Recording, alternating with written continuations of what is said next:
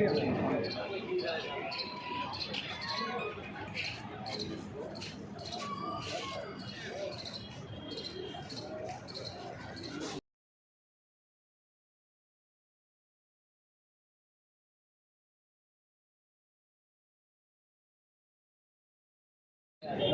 मेरे में देखा नहीं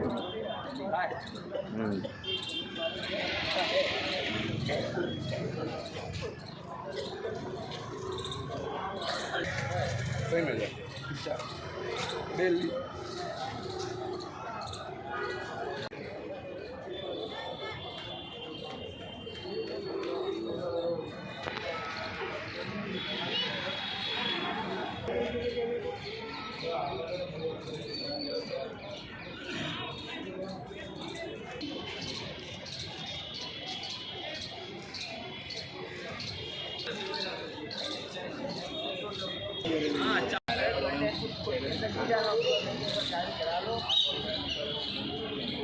कितने में सौदा डन हुआ? वो जो है वो पप्पा ने करा था, लेकिन ये जो भारत से भाड़ा चेकी नाम ट्रांसफर कराने की। नमस्कार, आदाब। आप तक समाचार में स्वागत है आपका। गुजरात के क्राइम रेट की अगर हम बात करें तो पिछले कई दिनों से अहमदाबाद में क्राइम की घटना दिन प्रतिदिन सामने आती रहती हैं। जब अहमदाबाद पुलिस कमिश्नर के 6 महीने पूरे हुए थे तब एक प्रेस कॉन्फ्रेंस रखी गई थी और उसमें ये प्रेस कॉन्फ्रेंस में कहा गया था कि अहमदाबाद के ऊपर क्राइम के चलते बहुत ही कंट्रोल पाया गया है। लेकिन उसी कॉन्फ्रेंस के बाद आप सीधा देखिए उसी प्रेस कॉन्फ्रेंस के बाद कितनी कुछ घटनाएं जो अहमदाबाद की क्राइम की लेकर अगर हम बात करें तो बहुत सी घटनाएं जो है सामने आई है। आखिरकार ये क्राइम की घटनाएं जब होती है तो पुलिस का उसके ऊपर जो है दबाव क्यों नहीं होता और एफआईआर लेने में पुलिस प्रशासन लेट क्यों होता है। जब एफआईआर होती है तो इन पर किस तरह की धाराएं लगाई जाती है जो बेलेबल है।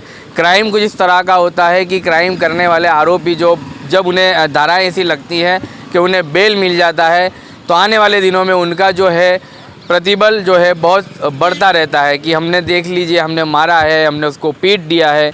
तो जो घटनाओं की जिस तरह से अहमदाबाद के शाहपुर में जो घटना सामने आई, रिवर फ्रंट के ऊपर एक आलिम को जो मारा गया है, मुस्लिम धर्मगुरु है, मदरसा पढ़ाते हैं और कहा जा रहा है कि उन्हें ज़मीन के मामलों के चलते आपसी जो है रंजिश से चल रही थी पिछले 1 महीना से और आज जो है उन्हें रिवर फ्रंट के ऊपर बेसबॉल के डंडे वगैरह से उनको मारा गया। अभी फ़िलहाल उन्हें जो है वीएस अस्पताल में उनको ट्रीटमेंट के लिए लाया गया है। पुलिस एफआईआर के लिए भी पहुंची है।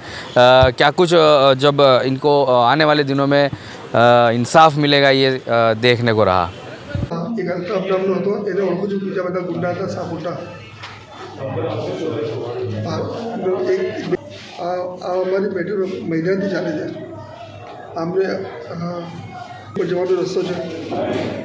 हाँ त्यारबाद मैंने हाथ रोकायो, चाबी काढ़ी थी, मैंने झाड़ी में लईने मैंने पाइप थी अने बेसबॉल डंडा थी मारी पग बने माथा ऊपर मैंने सीट बने हाथ मैंने पग पर मारा पग मैंने घुटन ऊपर पाइप थी मार करता था।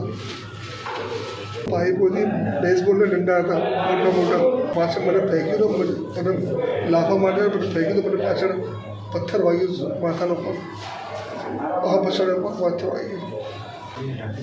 हाँ पाछड़ आखी पाछड़ पाग ने बधु बॉडी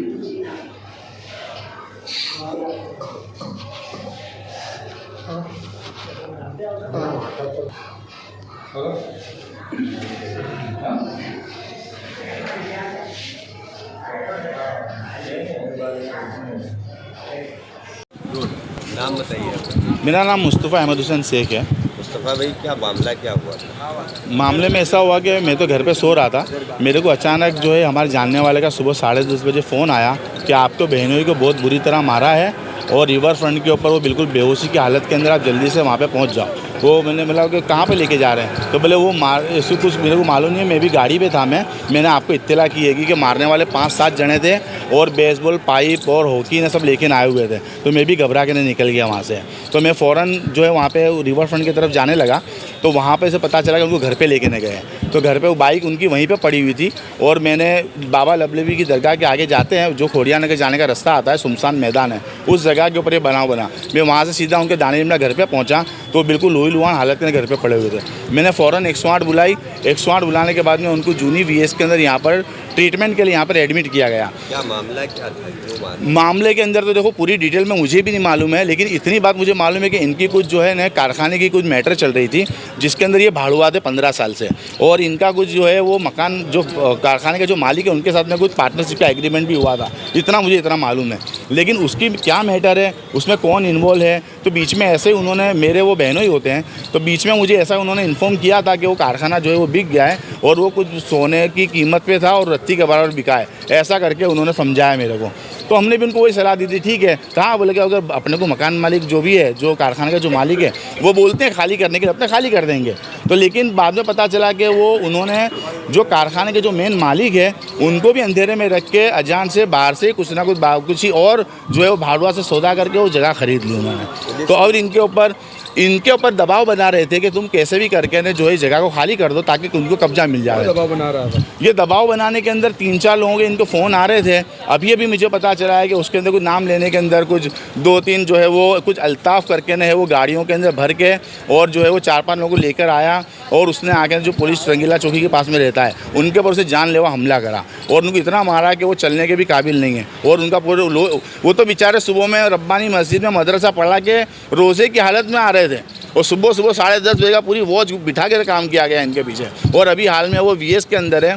तो VS में आने के बाद में सबसे पहले अपने ने तो ये काम किया कि भाई इनको जल्द से जल्द ट्रीटमेंट मिल जाए, फिर अपने इंशाल्लाह से जो भी पुलिस कार्रवाई करनी है तो करें। फिर जैसे जैसे लोगों को पता चला तो वो लोगों ने मुझे सलाह दी कि भाई आप पहले जाके ना पुलिस फरियाद करो। तो मैं सीधा जो एलिस ब्रिज जो यहाँ पर VS के जूनी VS में जो हॉस्पिटल नहीं, देखो अब इसके अंदर उसके मैं वही बताना चाहता हूँ कि ये जो पुलिस वाले जो जवाब दिया उसने यूँ जवाब दिया कि आप यहाँ पे पहले ट्रीटमेंट करवा लो और रजा लेके घर चले जाओ और फिर जो है आप घी काटा के अंदर वो एरिया लगता है तो वहाँ पे जाके आपको फरियाद करना पड़ेगा। ये हमारी हद में नहीं आता। तो मतलब ये हद किसके अंदर आती है, तो भाई रिवर फ्रंट के अंदर हद में आती है।